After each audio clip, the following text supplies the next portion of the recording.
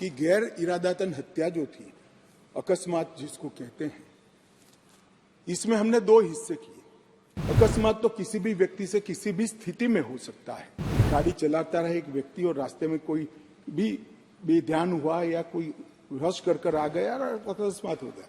अकस्मात करने के बाद वो व्यक्ति स्वयं उसको पुलिस स्टेशन या तो हॉस्पिटल ले जाता है, तो इसके लिए कम सजा का प्रावधान किया है। हिट एंड रन केस, मरता हुआ छोड़कर कोई भाग जाता है, तो इसके लिए हमने 10 साल की सजा का प्रावधान किया। जो आतंकवादी कृत्य करते हैं उनके प्रति कोई दया भाव नहीं होना चाहिए। कठोर से कठोर इनके लिए कानून का प्रावधान होना चाहिए। और ये नरेंद्र मोदी सरकार का उचित ही निर्णय है कि आतंकवाद के लिए ये कानून में हमने जगह दी है।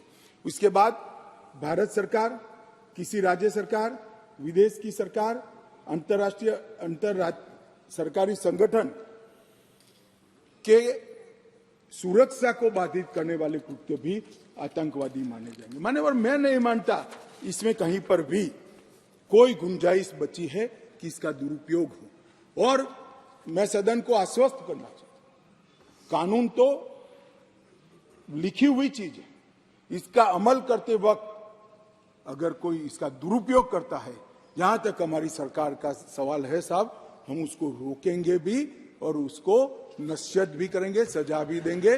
और सबसे ऊपर कोर्ट है। अगर किसके ग्रीवेंसेस है तो ये आतंकवाद को रोकने का प्रोविजन भी कोर्ट के ऊपर तो नहीं है। धारा लगते ही कोर्ट इसकी मीमांसा करेगी, मगर इसके डर से आतंकवाद को ही न रोका जाए, मैं इस बात से सहमत नहीं हो सकता। मान्यवर, मैं सदन से अपील करना चाहता हूं कि इस धारा को जो मोदी सरकार लेकर आई है, आपका समर्थन चाहिए, आशीर्वाद चाहिए और जीरो टॉलरेंस का एक संदेश इस सदन से जाना चाहिए। मान्यवर, संगठित अपराध की भी पहली बार व्याख्या की गई है। कई राज्य और राज्यतर गैंगे संगठित अपराध करती हैं, इसके लिए कोई विशेष कानून नहीं था। इसके अंदर हमने साइबर अपराध को, आर्थिक अपराध को, भूमि हत्याना को, हथियारों की व्यापार को, डकैती को और मानव लोगों की तस्करी करने, व्यक्तियों की मानव तस्करी में, ये सभी को इसके अंदर रखा है। आर्थिक अपराध की भी हमने व्याख्या की है। करेंसी नोट, बैंक नोट, सरकारी स्टैंप का कुटकरण, हवाला व्यवहार और बड़े पैमाने पर वित्तीय कपट और आर्थिक व्यवस्था को तोड़ने के सभी प्रयास, इसको भी आर्थिक अपराध की व्याख्या की तरह पहली बार लाने का काम नरेंद्र मोदी जी कर रहे हैं। और इससे मुझे लगता है कि न्यायपालिका का काम काफी सरल हो जाएगा। मान्यवर, एक मैं स्पष्टीकरण करना चाहता हूं कि गैर इरादतन हत्या जो थी, अकस्मात जिसको कहते हैं, इसमें हमने दो हिस्से किए। अकस्मात तो किसी भी व्यक्ति से किसी भी स्थिति में हो सकता है। एक गाड़ी चलाता रहे एक व्यक्ति और रास्ते में कोई भी बेध्यान हुआ या कोई रश कर आ गया और अकस्मात हो गया। अकस्मात करने के बाद वो व्यक्ति स्वयं उसको पुलिस स्टेशन या तो हॉस्पिटल ले जाता है, तो इसके लिए कम सजा का प्रावधान किया है।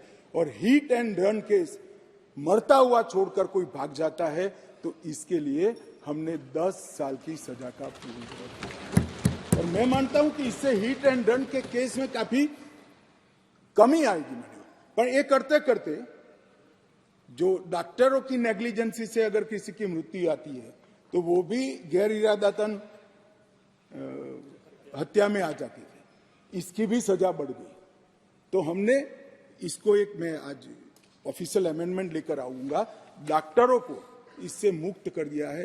इंडियन मेडिकल एसोसिएशन ने मेरे सामने रजूआत करी थी, हमने इसको मुक्त करने का प्रावधान किया। मान्यवर, मॉब लिंचिंग का नया प्रावधान हम लेकर आए हैं।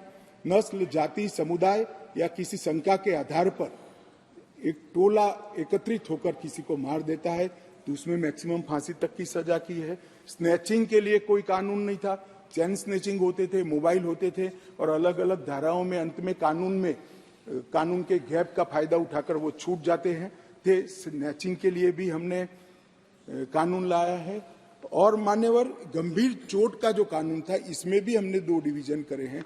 किसी के सर पर लाठी मार दी, इंजर्ड हुआ, तो उसको सजा तो होनी चाहिए, परंतु लाठी मारने के कारण वो ब्रेन डेड हो गया या अपाहिज हो गया, तो इसकी सजा इतनी नहीं होनी चाहिए।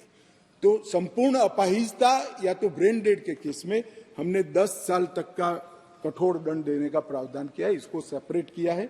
मान्यवर, गंभीर चोट का जो खंड 117 है, उसमें 10 साल की उम्र कैद का हमने प्रावधान किया है।